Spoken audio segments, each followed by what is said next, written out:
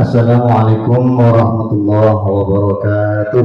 Waalaikumsalam warahmatullahi wabarakatuh. Bismillahirrahmanirrahim. Alhamdulillahirabbil alamin. Hamdan wa syukran lillah. Allahumma shalli ala sayyidina wa maulana Muhammad.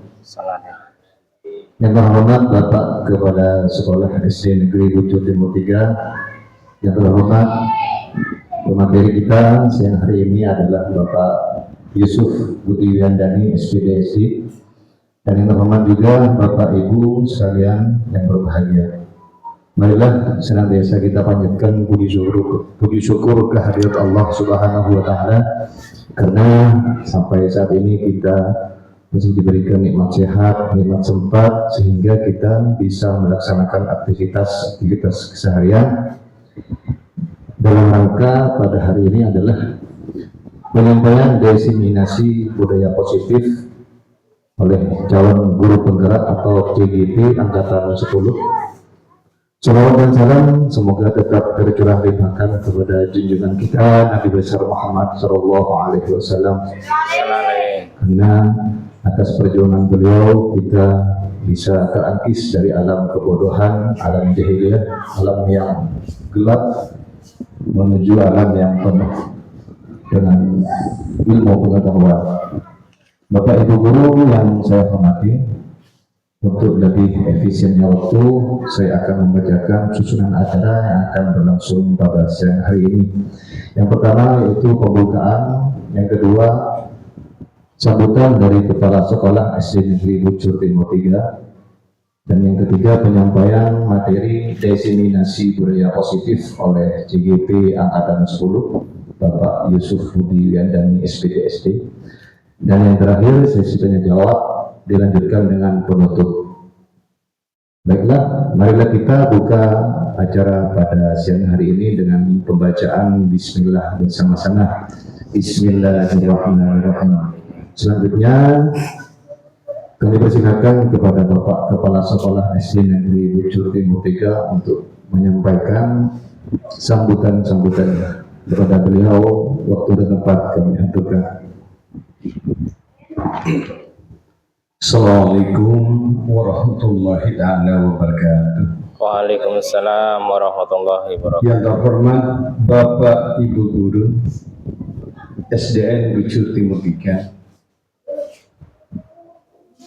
Yang terhormat calon guru penggerak CGP Angkatan 10, yaitu Bapak Yusuf Budi Wiyandani SPD, yang akan menyampaikan diseminasi budaya positif yang akan berimbas pada guru, Bapak Ibu guru di SDN Bucur Timur 3, tentunya dapat ditularkannya kepada siswa-siswi kami.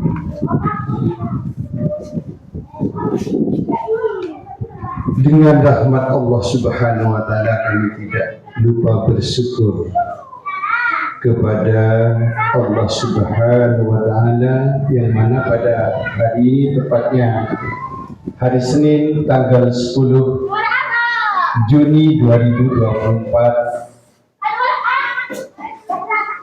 di forum ini kami dapat melaksanakan diseminasi budaya positif yang akan disampaikan oleh Bapak Yusuf Andi Wiyandani SPD.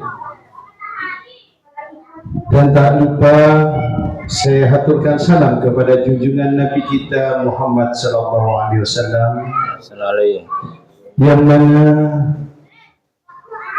beliau telah menghantarkan kami ke alam yang terang benderang, intinya pada ilmu pendidikan, dari alam kegelapan. Barakallah, amin ya rabbal alamin. Untuk itu, di dalam forum ini, harapan kami sebagai Kepala Sekolah SDN Bucur Timur 3 kepada CGP, yaitu calon guru penggerak Bapak Yusuf Andi Wiandani SPD agar dapatnya mengimbaskan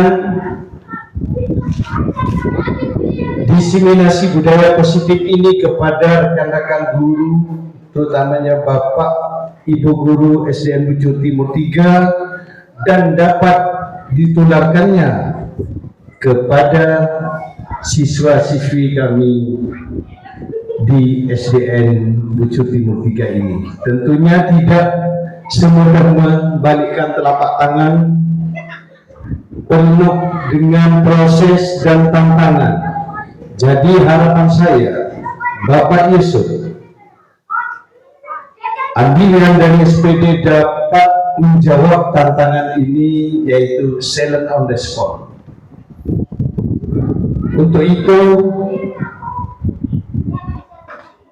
semoga Allah memberkahi pertemuan di forum ruangan ini, hingga dapatnya Bapak Yusuf beserta kerjasamanya dengan kami dan Bapak Ibu Guru di SDN Bujur Timur 3 ini tidak mendapatkan kesulitan di dalam aksi nyata menularkan budaya, diseminasi budaya positif ini kepada siswa-siswi kami. Karena tidak cukup pandai dan pintar, Bapak ya. Harapan kami memberikan sebuah berbekas pada siswa, yaitu berakhlakul karimah, yang mana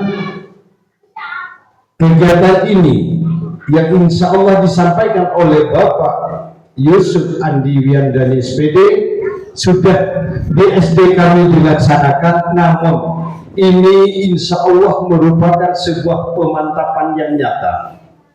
Semoga Allah memberkahinya, amin ya rabbal alamin. Untuk itu,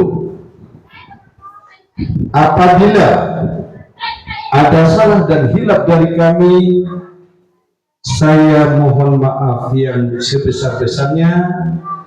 Saya akhiri, wabillahi taufiq wal hidayah. Wassalamualaikum warahmatullahi ta'ala wabarakatuh. Waalaikumsalam warahmatullahi wabarakatuh. Terima kasih kami sampaikan kepada Bapak Sekolah SD Negeri Bujur Timur 3. Selanjutnya kami persilakan kepada pemateri kita siang hari ini, calon guru penggerak angkatan 10, yaitu Bapak Yusuf Budi Wiandani SPD. Kepada beliau waktu dan tempat dihaturkan. Mohon izin, Pak. Silakan.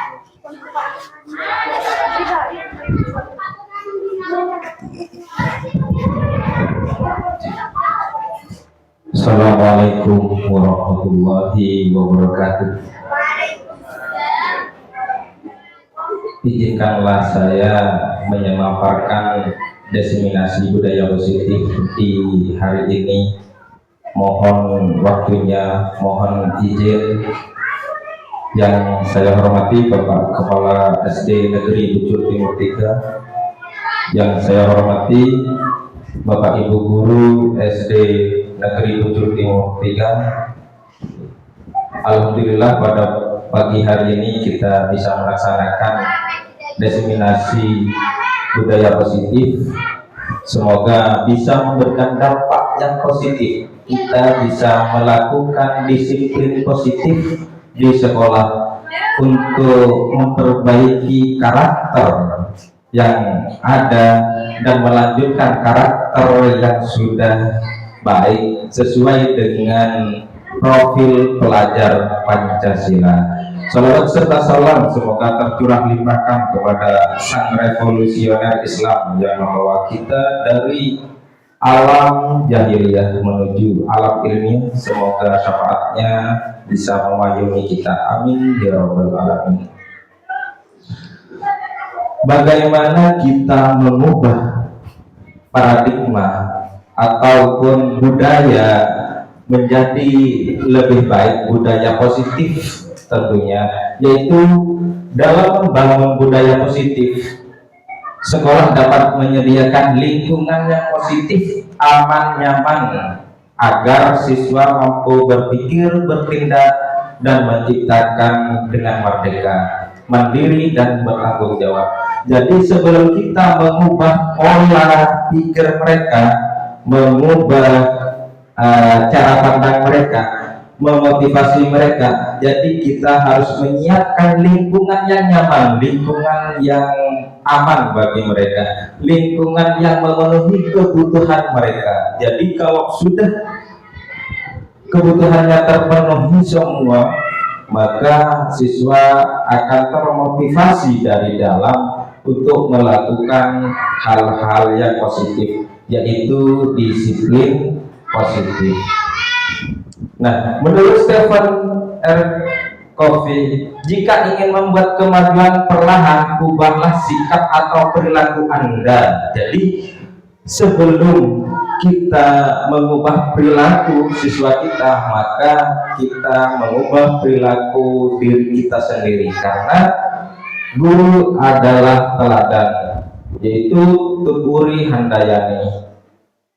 Ingarso Sungkulodo ing Madya Mangunkarso Tuturi Handayani. Di depan memberikan teladan atau contoh. Nah, maka dari itu kita memberikan contoh terlebih dahulu. Kalau ingin mengubah pola, mengubah karakter siswa, jadi ubahlah sikap Anda atau perilaku Anda.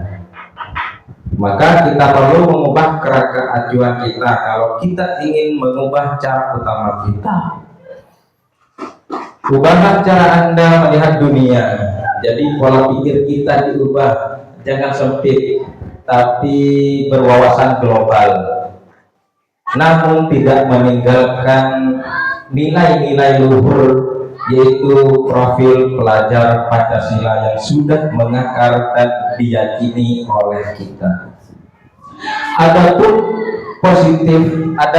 disiplin positif menurut Ki Hajar Dewantara, untuk menciptakan siswa yang merdeka, maka syarat utamanya harus mempunyai disiplin yang kuat.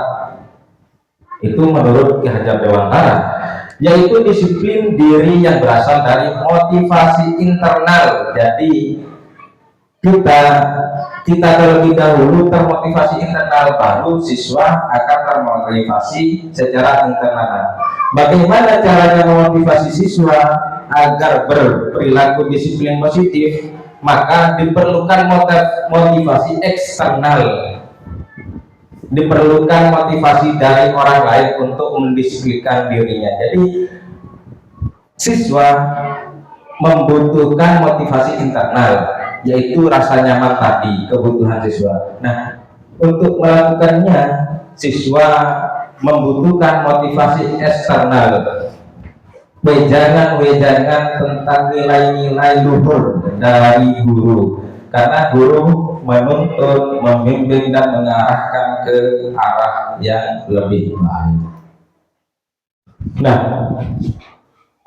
disiplin positif seperti apa yang diharapkan, yaitu landasan kita profil pelajar Pancasila. Adapun profil pelajar Pancasila ini meliputi 6 dimensi. Untuk lebih jelasnya dan mudah diingat, itu ada nyanyiannya Bapak Ibu.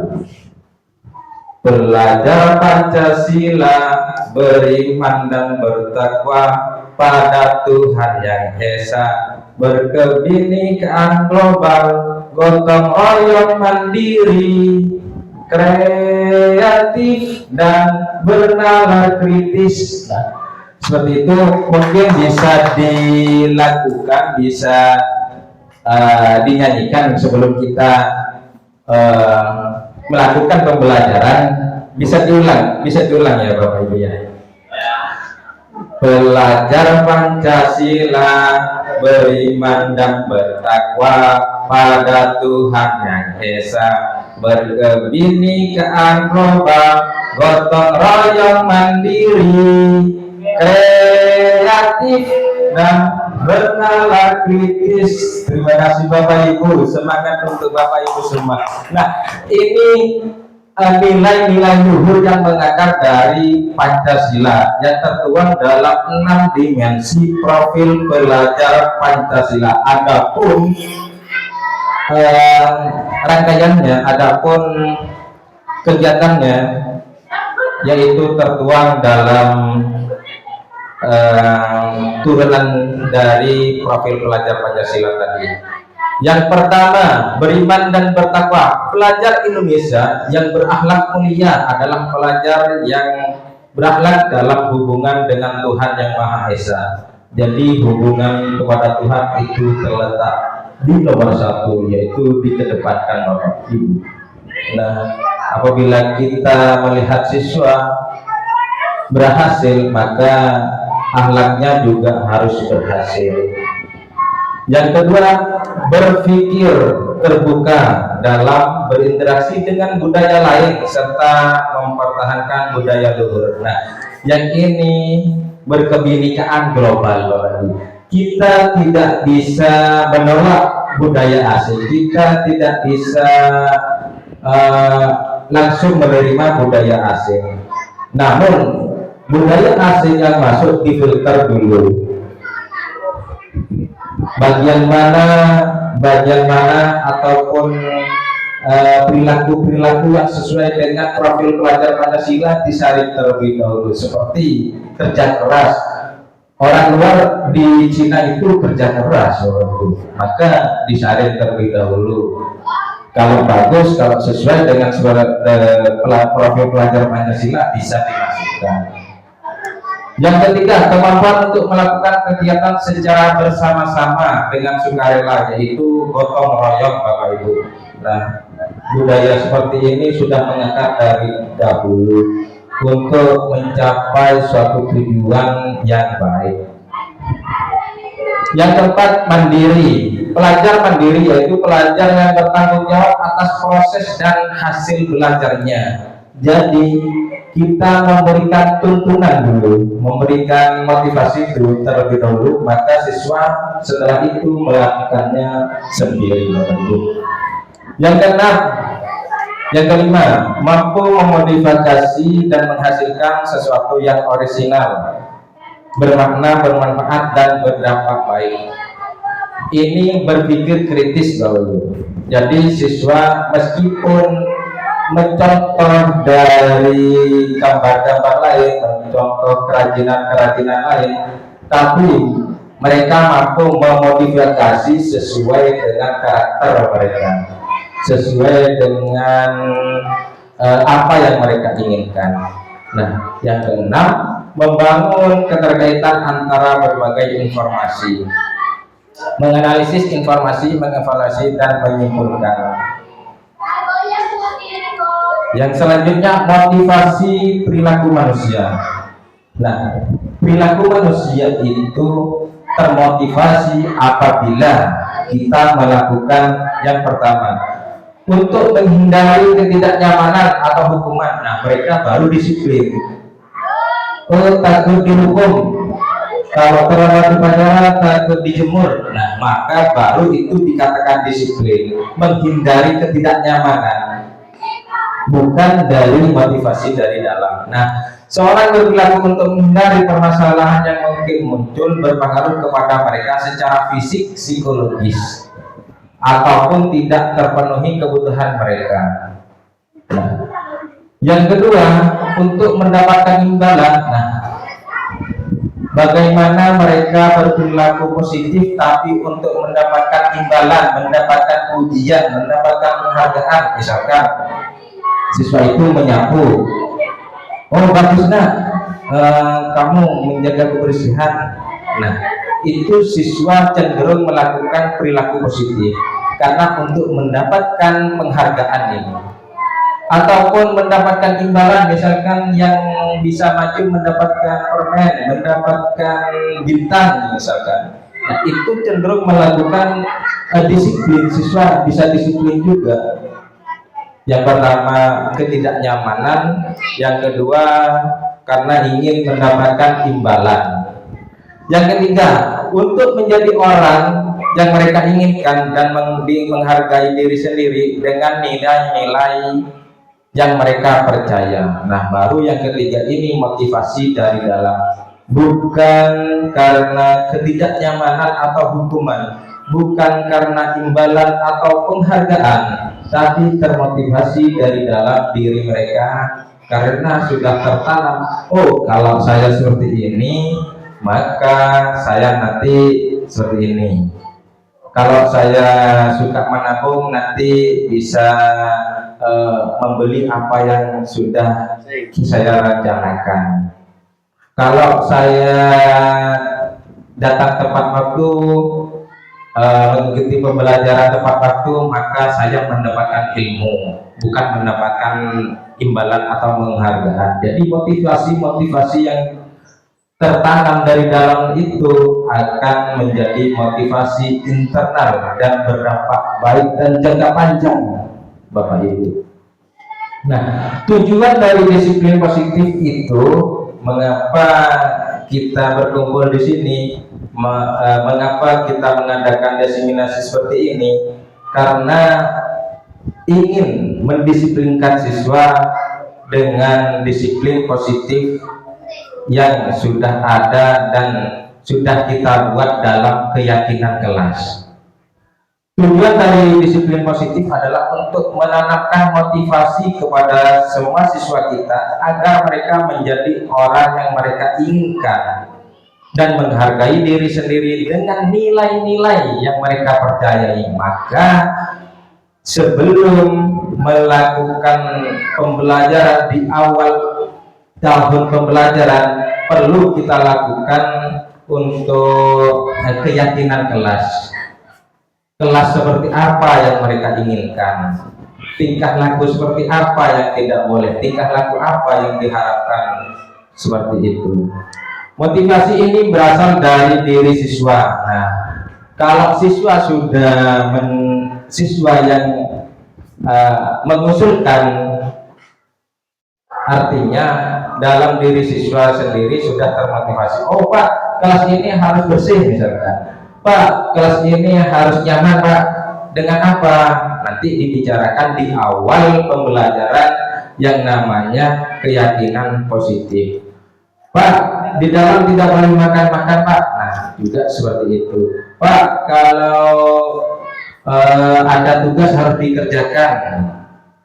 Nah, itu semuanya tertuang dalam keyakinan kelas yang akan dibuat oleh kita. Mengapa keyakinan kelas atau bukan aturan kelas? Nah, mengapa keyakinan kelas? Kalau keyakinan kelas itu berasal dari siswa sendiri yang meminta. Kalau aturan kita yang membuat, Bapak Ibu. Nah, itu bedanya. Kalau aturan sudah pakem, kita yang membuat. Tapi kalau keyakinan kelas, tiap kelas berbeda keyakinannya, Bapak Ibu. Nah, itu dimunculkan dari siswa dengan pertanyaan apa? Nah, kamu menginginkan kelas yang seperti apa? Nah, bayangan kamu, kelas impian kamu seperti apa? Kelas yang bersih Pak, kelas yang sehat Pak, seperti itu. Nah, dari situ kita tulis dan kita masukkan ke dalam keyakinan kelas. Setelah itu keyakinan kelas kita tempel biar siswa dapat melihat dan dapat mengingatnya dan termotivasi dari dalam untuk melakukan disiplin positif. Nah, keyakinan kelas merupakan nilai-nilai kebaikan atau prinsip-prinsip yang disepakati secara universal. Jadi keyakinan kelas itu siswa diminta menuliskan sama saja, siswa diminta untuk menyebutkan sama saja. Tapi lebih efisiennya kalau kelas rendah itu diminta untuk mengemukakan pendapat.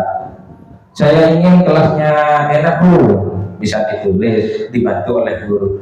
Nah, kalau kelas tinggi bisa dikasihkan kertas post-it, ditulis di situ dan ditempel di papan tulis. Kita berdiskusi, ya, harus disepakati bersama Bapak Ibu. Orang akan lebih semangat atau tergerak untuk melaksanakan keyakinannya dari hanya mengikuti aturan. Nah, kalau aturan sudah pakem, sudah ada, ini harus kalian patuhi gitu.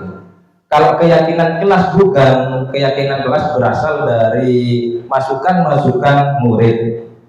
Mungkin kalau kelas rendah bisa diajak diskusi, kalau kelas tinggi dengan cara menuliskan keyakinan-keyakinan mana yang akan muncul sehingga mereka termotivasi setahun ke depan di kelas itu.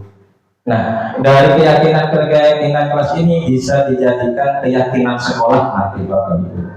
Nah, keyakinan kelas bersifat lebih abstrak daripada peraturan karena muncul dari siswa itu sendiri. Kalau peraturan sudah ada, sudah pakem. Pernyataan keyakinan kelas selalu dibuat dalam bentuk positif. Misalnya, siswa menuliskan atau mengusulkan dilarang membuang sampah. Kata-kata negatif dilarang, tidak boleh, itu dipositifkan Bapak Ibu dengan kata positif. Kalau misalkan dilarang membuang sampah, maka kata positifnya adalah kebersihan sebagian dari iman. Dilarang makan di kelas misalkan, kata positifnya, bentuk positifnya adalah tertib di kelas dan tanggung jawab misalkan seperti itu Bapak Ibu. Maka akan tertanam yang positif-positif dari siswa. Nah, dengan cara mengubah yang negatif itu ke positif.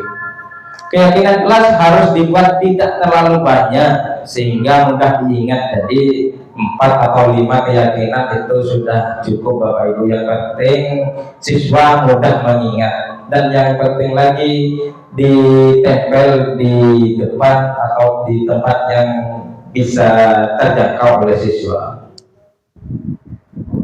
Keyakinan kelas hendaknya sesuatu yang dapat diterapkan di lingkungan itu. Nah, di kelas ini, di sekolah ini. Jadi yang harus diterapkan, yang bisa diterapkan, jangan mengambil dari luar, belum tentu sesuai dengan aturan atau keyakinan kelas yang ada di sekolah kita. Semua anggota kelas hendaknya ikut berkontribusi. Nah, jadi ditanyakan satu-satu siswa itu Bapak Ibu, maunya apa? Pak, saya maunya belajar di luar misalnya. Pak, maunya saya belajar sambil bermain. Itu ditampung Bapak Ibu.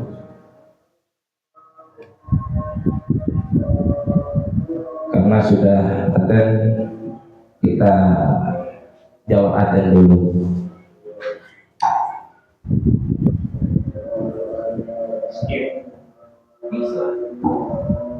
Bisa.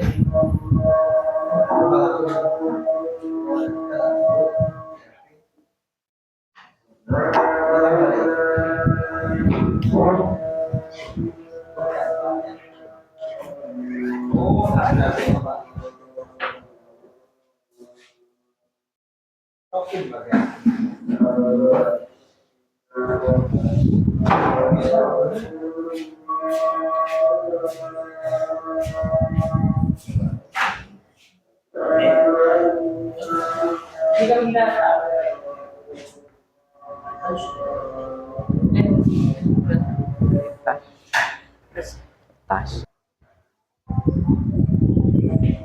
Adapun keyakinan kelas yang sudah disepakati di kelas 6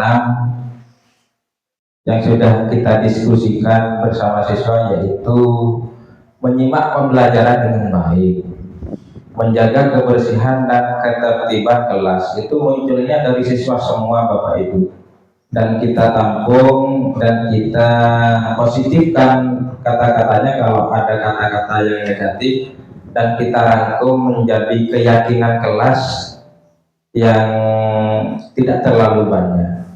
Mengerjakan tugas dengan tanggung jawab, adab terhadap guru dan teman, budayakan pembiasaan positif. Nah, pembiasaan positif ini banyak sekali Bapak Ibu.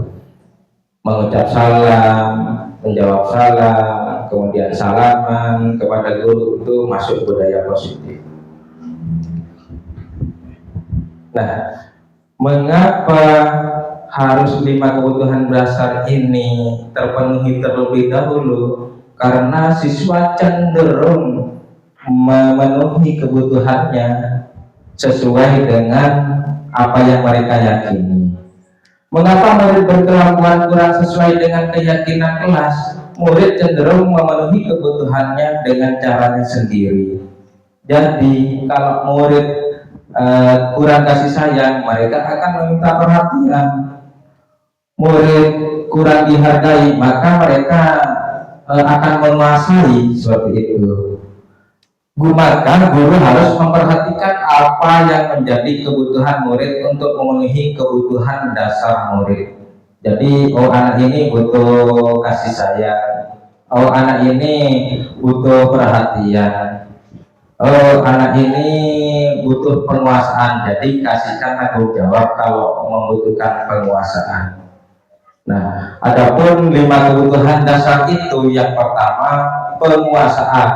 Jadi siswa cenderung menguasai. Nah, kebutuhan itu harus terpenuhi Bapak Ibu. Menguasai itu dengan cara menjadi pemimpin kelompok misalkan, dengan cara pemimpin upacara, itu penguasaan. Kebebasan, siswa memiliki kebebasan. Nah, sebelumnya ditanya Bapak Ibu juga, nah kita ini belajarnya seperti apa? Nah, itu kan kebebasan, siswa kebebasan. Kita belajarnya di luar apa di dalam? Nah, itu siswa ditanya terlebih dahulu. Nah, ini kasih sayang. Siswa butuh kasih sayang. Kalau kita tidak memberikannya, siswa akan menagih atau mencari perhatian dengan cara mungkin berdekatan dengan kita, bertegur sapa keluarga kita. Nah, itu sebetulnya mereka sedang memenuhi kebutuhan dasarnya. Kesenangan, nah, siswa harus selalu senang dengan cara memberikan pembelajaran yang menyenangkan, misalkan Bapak Ibu. Nah, pembelajaran yang sambil bermain, misalkan bermain sambil belajar. Nah, itu siswa akan tidak merasa bosan di kelas, karena kebutuhan dasarnya sudah terpenuhi. Nah, kalau kebutuhan dasar ini tidak terpenuhi, maka mereka akan mencarinya Bapak Ibu. Penguasaan, misalkan siswa akan berkelahi kalau tidak terpenuhi kepenguasaannya. Nah, maka dari itu siswa itu diberi peran sebagai pemimpin regu misalnya, sebagai pemimpin kelompok misalnya. Nah, kalau ini sudah terpenuhi kasih sayang, kesenangan, kebebasan bertahan hidup, maka dengan sendirinya disiplin positif yang sudah mereka yakini akan diterapkan, akan bisa dilaksanakan oleh siswa kita. Nah, bagaimana kita memenuhi kebutuhan dasarnya, sedangkan siswa melanggar atau tidak terpenuhi? Nah, posisi kontrol ini menjadi dasar bagi kita untuk memanage siswa agar siswa selalu berada dalam koridor yang aman, dalam koridor sesuai dengan apa yang diharapkan. Posisi kontrol yang pertama, penghukum, teman, pemantau, pembuat merasa bersalah, dan manajer. Nah, yang tertinggi itu manajer Bapak Ibu. Bagaimana kita mengarahkan tanpa memberikan rasa salah kepada siswa. Meskipun siswa salah, tapi tidak terasa bagi siswa dan termotivasi dari dalam dengan cara memvalidasi kesalahan tersebut. Bagaimana perbedaan 5 posisi kontrol? Kita tonton videonya Bapak Ibu. Langsung kita tonton video ini.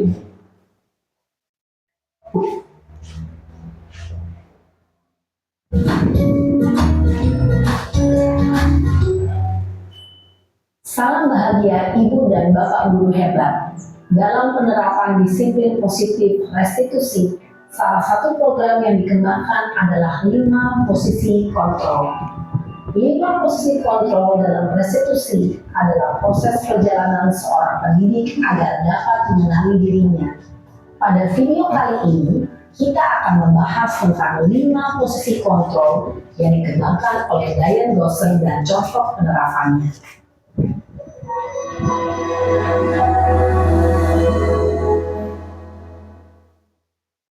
Lima posisi kontrol itu adalah: 1.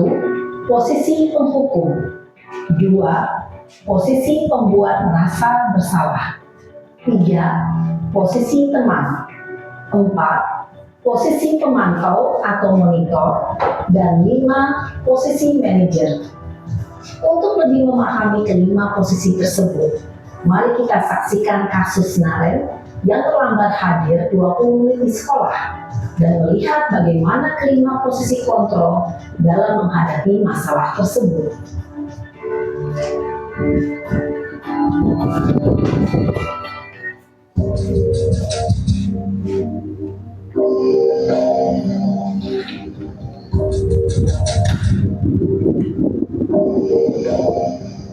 Naren! Sini kamu! Selamat pagi, Bu. Selalu terlambat. Kamu deh, pasti terlambat. Maaf, Bu. Saya Apa? Apa coba? Alasan kamu apa lagi? Kapan sih kamu tidak terlambat? Malas sekali ya kamu jadi anak. saya Dasar pemalas. Gak kapok-kapok sih kamu. Sudah berapa kali terlambat? Sana, kamu keliling lapangan basket 2 kali. kenapa saya harus keliling lapangan basket, Bu? Kenapa? Kamu melawan ibu. Berani-beraninya jawab. Sudah terlambat, masih berani jawab pula. Sekarang, keliling lapangan basket 5 kali sekalian. Biar kapok. Cepat. Pergi sana ke lapangan basket.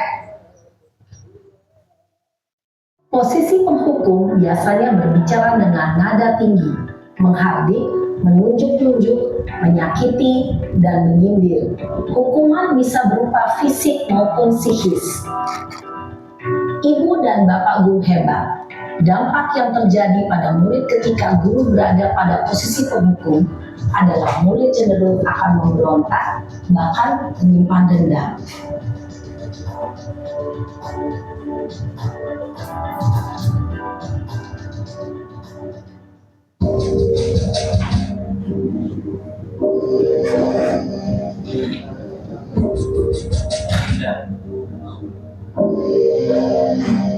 Naren!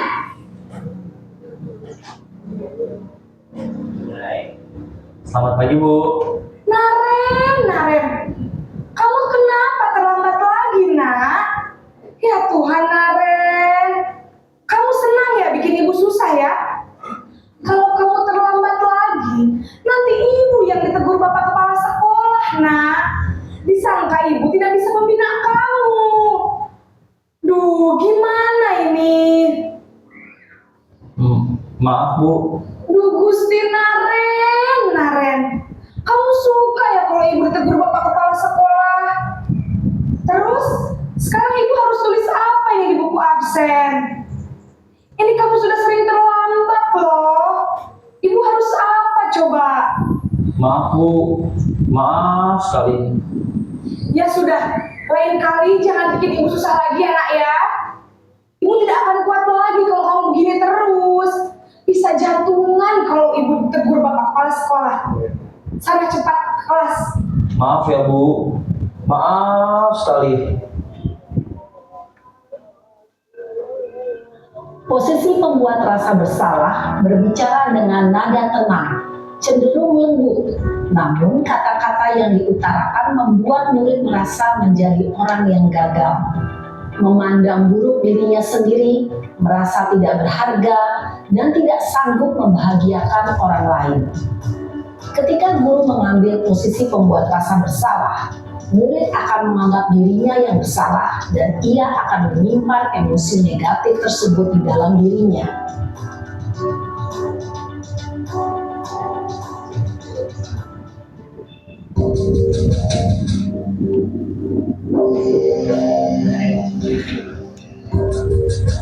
Tetap Naren.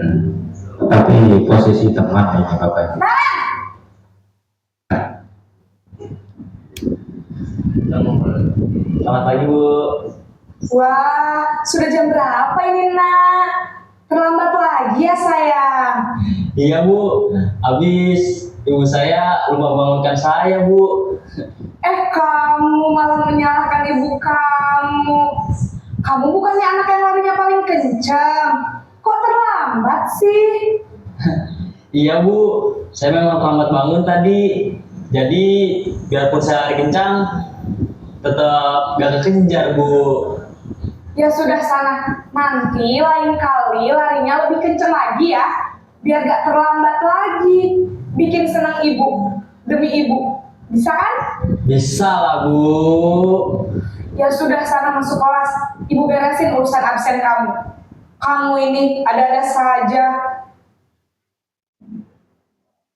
Dalam posisi teman, guru berbicara dengan nada suara ramah, akrab, cenderung bersenda gurau untuk menjaga suasana tetap santai. Murid akan merasa senang, aman, dan akrab dengan guru. Identitas yang tercipta adalah identitas sukses atau berhasil. Namun, perlu diingat, karena ini masih dorongan eksternal, maka ada faktor ketergantungan dari murid kepada orang tertentu. Di sini, guru aksennya, sehingga di lain waktu, murid bisa berperilaku baik, namun hanya kepada orang-orang tertentu saja.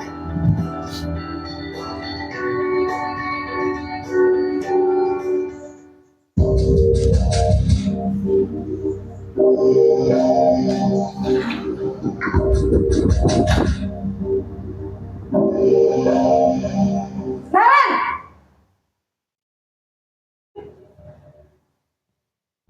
Selamat pagi Bu.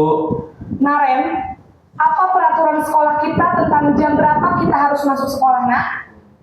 Kita harus di sekolah jam 7 Bu. Iya, betul. Sekarang sudah jam 7.20. Naren sudah tahu konsekuensinya jika terlambat hadir. Paham Bu.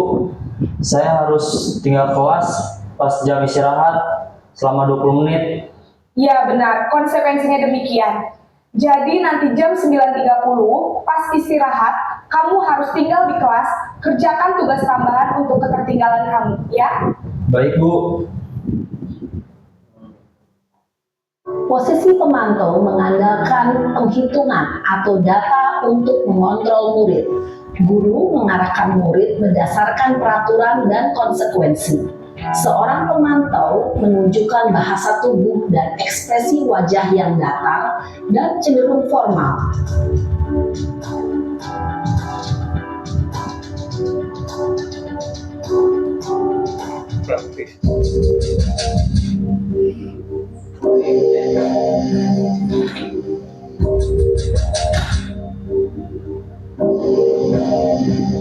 Naren!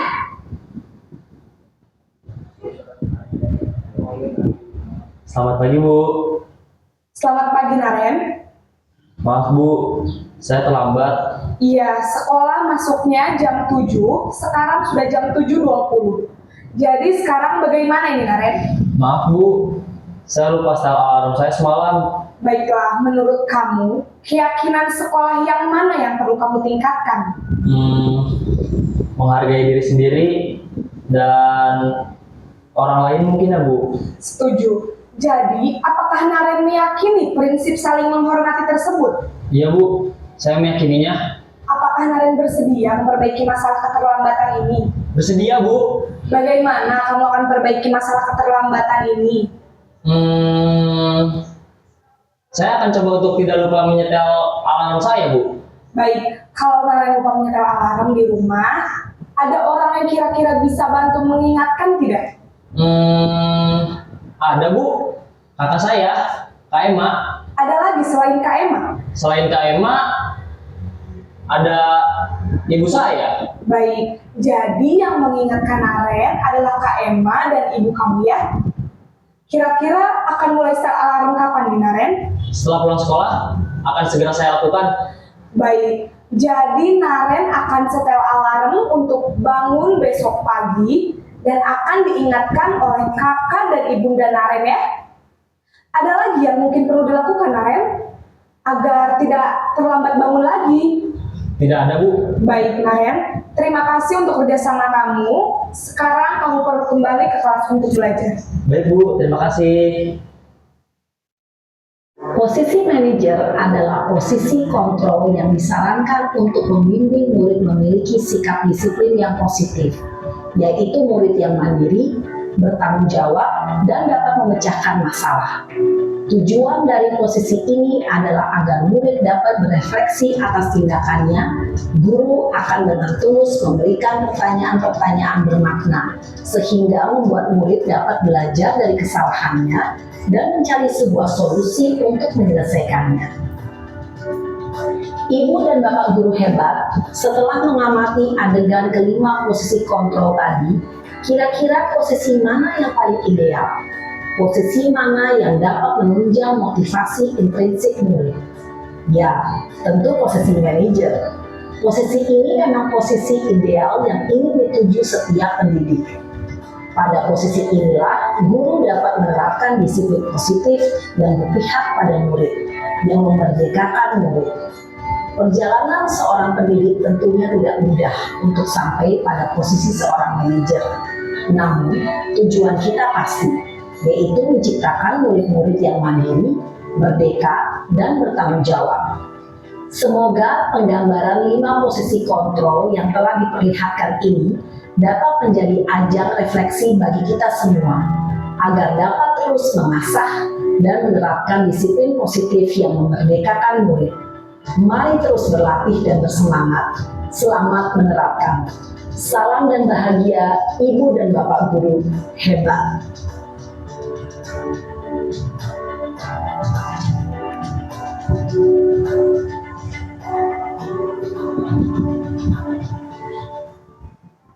Nah, itu tadi Bapak Ibu guru, 5 posisi kontrol mungkin bisa memberikan pencerahan bagi kami.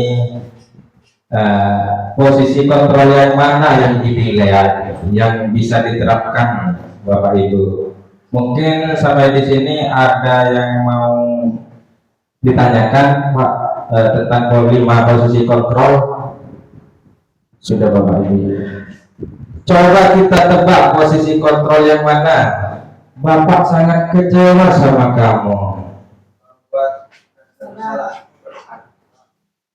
Membuat rasa bersalah. Jadi siswa itu merasa bersalah. Bapak sangat kecewa, kamu kok seperti itu. Lagi, kamu lagi. Sekarang berdiri di depan kelas. Hukuman harus top, sip, mantap. Sebagai penghukum. Sekali lagi, ayolah belajar dengan Bapak. Coba sebagai kita lihat jeng-jeng top Bapak. Oh, sip. Kamu tahu konsekuensi dari keyakinan kelas? Kalau 3 kali tidak membawa peralatan sholat, maka sholat sebanyak 5 kali salam. Ini dilakukan oleh saya, Bapak Ibu. Posisi kontrol yang mana? Posisi kontrol yang mana, Pak? Iya, konsekuensi itu. Pemantau. Jadi pemantau itu ada konsekuensinya, melaksanakan konsekuensi. Nah, yang terakhir, kamu pasti bisa memperbaikinya. Apa rencana kamu untuk memperbaikinya? Nah, ini posisi kontrol apa, Pak? Posisi kontrol. Ini posisi kontrol tertinggi, yaitu sebagai manajer. Nah, setelah ini Bapak Ibu guru bisa menerapkannya. Nah, kita bisa merefleksikannya. Saya berada di posisi kontrol sebagai apa?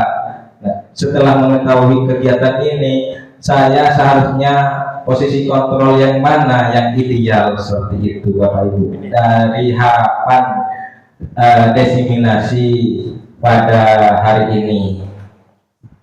Nah, bagaimana posisi kontrol sebagai manajer itu dapat memberikan motivasi kepada siswa, yaitu dengan segitiga restitusi. Segitiga restitusi yang pertama menstabilkan identitas Bapak Ibu. Di sisi ini siswa merupakan bagian dasar segitiga yang bertujuan untuk mengubah identitas anak dari gagal menjadi sukses. Jadi kita tidak bisa serta-merta kamu lagi terlambat, tidak bisa seperti itu. Dengan pertanyaan misalkan kalau terlambat seperti ini, siapapun bisa terlambat, tapi dengan alasan yang kuat. Nah, kamu terlambat itu mengapa terlambat hari ini? Nah, ketika siswa dari gagal menjadi sukses, kemudian langsung Bapak Ibu validasi yang salah Bapak Ibu. Kalau dibiarkan seperti ini, mereka akan merasa tidak bersalah terus, mereka akan merasa menang terus. Nah, dari sini langsung ke sini, validasi tindakan yang salah. Restitusi tidak menyarankan guru berbicara kepada murid bahwa melanggar aturan adalah sikap yang baik. Nah, maka langsung tanyakan kepada mereka, nah seharusnya kamu seperti apa, kamu bagaimana agar tidak terlambat lagi. Langsung kalau mentok di sini siswa akan katanya bapak itu kalau terlambat kan apa seperti itu. Nah, di validasi ini menyadarkan siswa. Nah, restitusi guru harus memahami alasannya, tanyakan dulu alasannya mengapa terlambat, dan paham bahwa setiap orang pasti akan melakukan yang terbaik di waktu tertentu. Jadi setelah di sini langsung kita berikan arahan validasi yang salah. Dari salah itu kita tanyakan sebaiknya seperti apa tingkah laku kamu agar tidak terlambat seperti itu. Nah, setelah itu kita kaitkan dengan keyakinan kelas tadi Bapak Ibu yang sudah kita sepakati, karena tingkah laku mereka sudah melanggar tapi tidak membuat mereka gagal Bapak Ibu dengan segitiga restitusi. Setelah melalui langkah 1 dan 2, maka anak telah siap untuk dihubungkan dengan nilai yang dipercaya. Nah, maka di dalam keyakinan kelas itu ditanyakan, kalau bisa anak itu ingat terus, makanya jangan terlalu banyak. Misalkan disiplin dan tepat waktu, ya. Disiplin dan tanggung jawab kalau berkaitan dengan kehadiran siswa Bapak Ibu. Mungkin bisa dipahami atau ada yang ditanyakan Bapak? Bisa dipahami.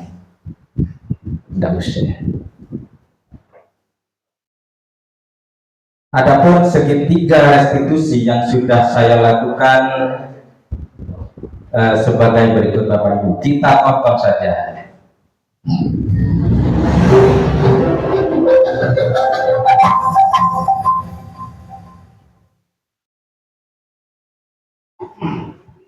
Ini adalah ada salah satu siswa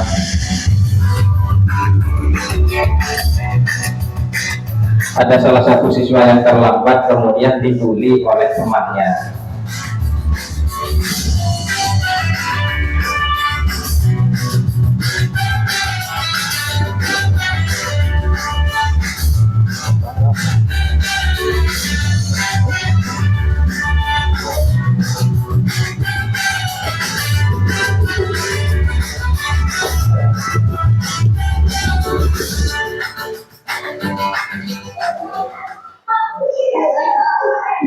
Masih ingat tidak pelajaran yang kemarin? Tentang apa? Coba nyanyikan susunan planet seperti kemarin.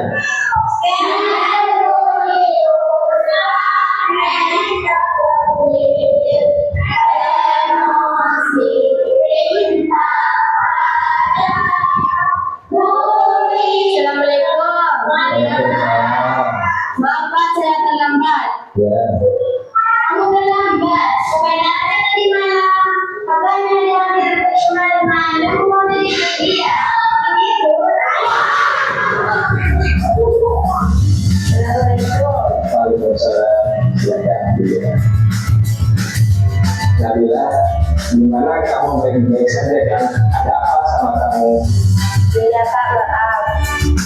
Siapa saja bisa terlambat seperti kamu, tapi dengan penyebab dan dengan alasan yang kuat. Iya Pak. Ada apa sama kamu? Tidak biasanya kamu terlambat sore hari ini. Semalam saya belajar Al-Fatihah surat pendek untuk melaksanakan imtihanan. Maaf, saya tidur dan kemalaman, jadi bangunnya saya siap, Pak. Oh, jadi begitu. Baiklah. Bagus, kamu meluangkan waktu untuk menghafal Al-Quran. Semoga kamu bisa menjadi hafiz Al-Quran yang bisa bermanfaat bagi orang banyak. Nah, untuk kegiatan ini semoga tidak menghalangi kamu untuk belajarnya. Ya, kamu ingat keyakinan kelas kita. Coba kegiatan kamu tadi, perbuatan kamu tadi sudah melanggar keyakinan kelas yang mana? Disiplin dan melaksanakan kewajiban dan tanggung jawab. Nah, kalau kamu sudah tahu, maka apa yang seharusnya kamu lakukan agar kamu tidak terlambat dan bisa menghafal surat-surat pendek? Saya akan lebih belajar bersungguh-sungguh lagi, tidak tidur tidak terlalu malam, dan menghidupkan alarm, Pak. Nah, siapa lagi yang bisa membantu Nabila untuk bangunnya lebih awal? Ibu saya, Kak, saya meminta ibu saya untuk membangunkan saya lebih awal. Nah, mereka kan mungkin bilang kamu Insya Allah mulai besok, Pak. Alhamdulillah, baik, terima kasih. Semoga besok kamu masuk dengan tepat waktu dan kamu bisa belajar menghafal Al-Quran dan menjadi hafiz yang bermanfaat bagi orang lain. Amin. Assalamualaikum. Waalaikumsalam. Silakan Dewi duduk.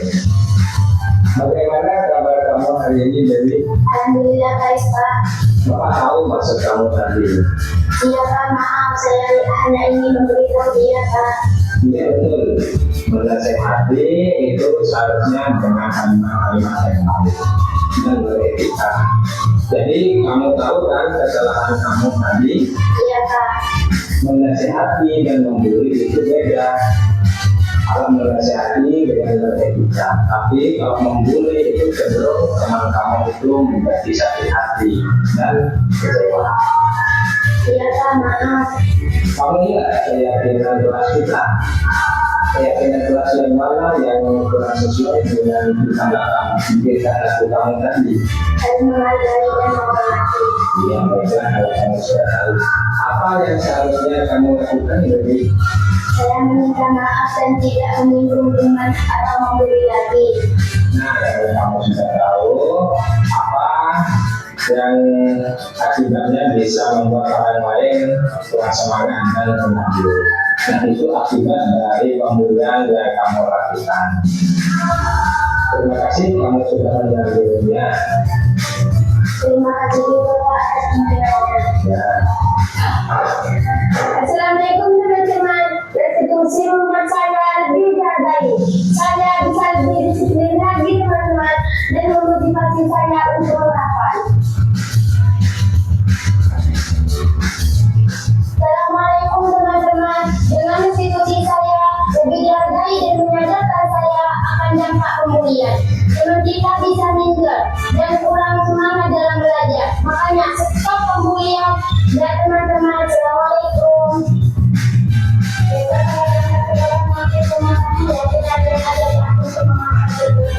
Oke.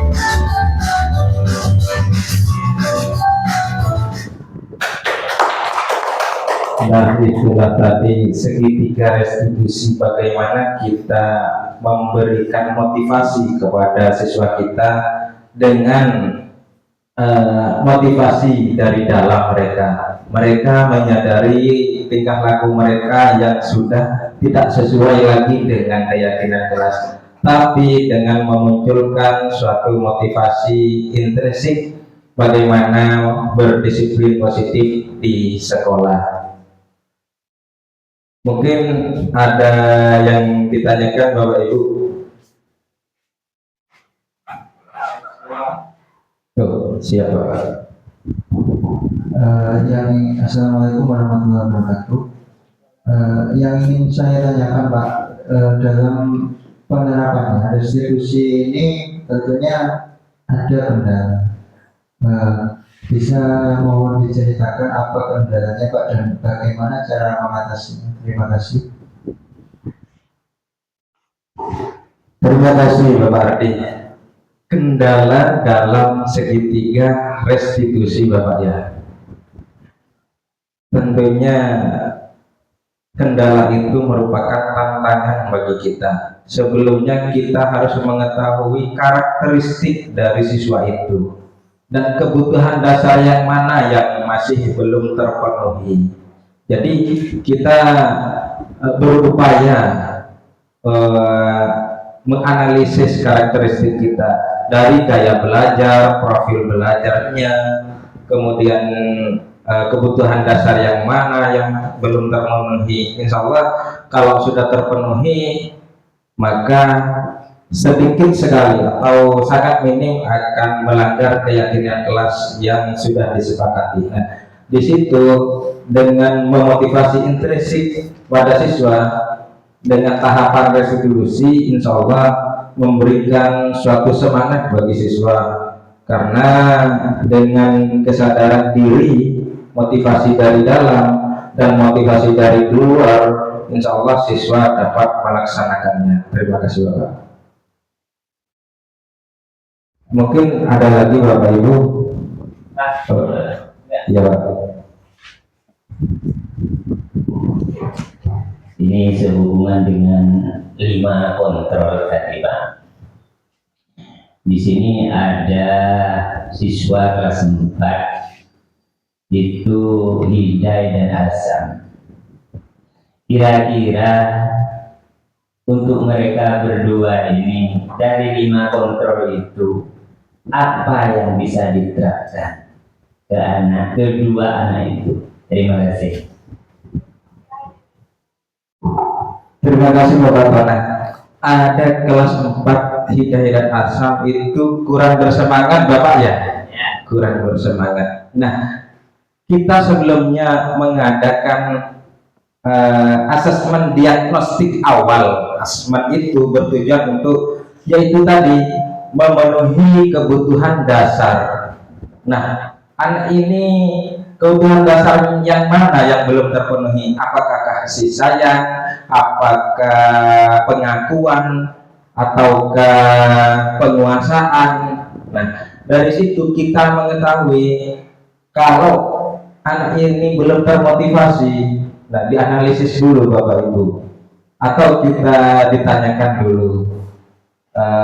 Mungkin kasih sayang belum terpenuhi, maka mereka akan kurang semangat Bapak Ibu.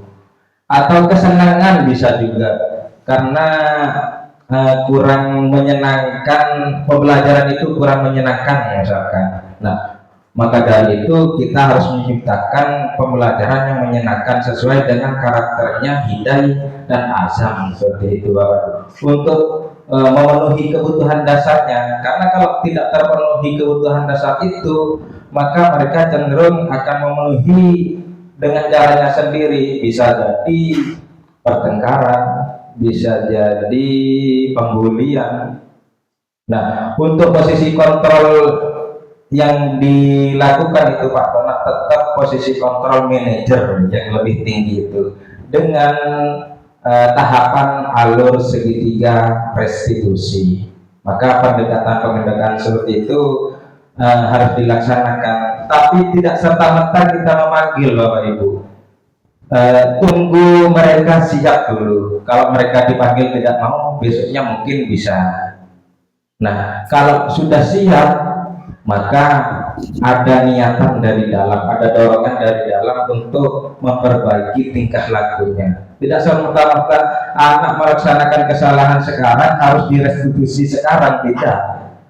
itu melihat kejiwaan siswa. Mungkin siswa merasa takut pada waktu itu, takut dihukum, takut di apa. Nah, makanya restitusi itu memberikan pilihan kepada siswa, mana tingkah laku yang baik, mana tingkah laku yang benar sesuai dengan keyakinan kelas yang sudah disepakati bersama. Mungkin seperti itu. Ada lagi Bapak Ibu? Ada Pak? Ya, silakan Bapak. Terima kasih. Assalamualaikum warahmatullahi wabarakatuh. Waalaikumsalam. Sungguh merupakan sebuah anugerah insya Allah dari Allah ini Pak Yusufnya. Saya tidak bertanya-tanya lagi, ini sifatnya dukungan dari kami, dari saya sendiri pribadi sebagai kepala sekolah, karena saya percaya Pak Yusuf akan dapat melaksanakan aksi nyata ini, yaitu diseminasi budaya positif yang akan ditularkan kepada siswa kami. Selamat untuk Pak Yusuf. Mudah-mudahan sukses. Wassalamualaikum warahmatullahi wabarakatuh. Terima kasih Bapak atas dukungan yang memberikan kami agar budaya positif ini terlaksana di SD kami dan memberikan suatu dampak bagi siswa sesuai dengan profil pelajar Pancasila. Amin. Amin. Itulah dari saya, mungkin ada kata-kata yang kurang berkenan, mohon dimaafkan dan semoga bermanfaat bagi kita. Sekian dari saya. Assalamualaikum warahmatullahi wabarakatuh. Waalaikumsalam warahmatullahi wabarakatuh. Kami sampaikan terima kasih kepada Bapak Yusuf Budi Yandani telah menyampaikan kegiatan pada siang hari ini. Dari saya mohon maaf apabila ada salah kata. Akhirul kalam, ihdinas siratal mustaqim, wallahu muwaffiq ila aqwamit thoriq. Wassalamualaikum warahmatullahi wabarakatuh. Waalaikumsalam warahmatullahi wabarakatuh. Terima kasih Pak. Ya, stop. Mantap.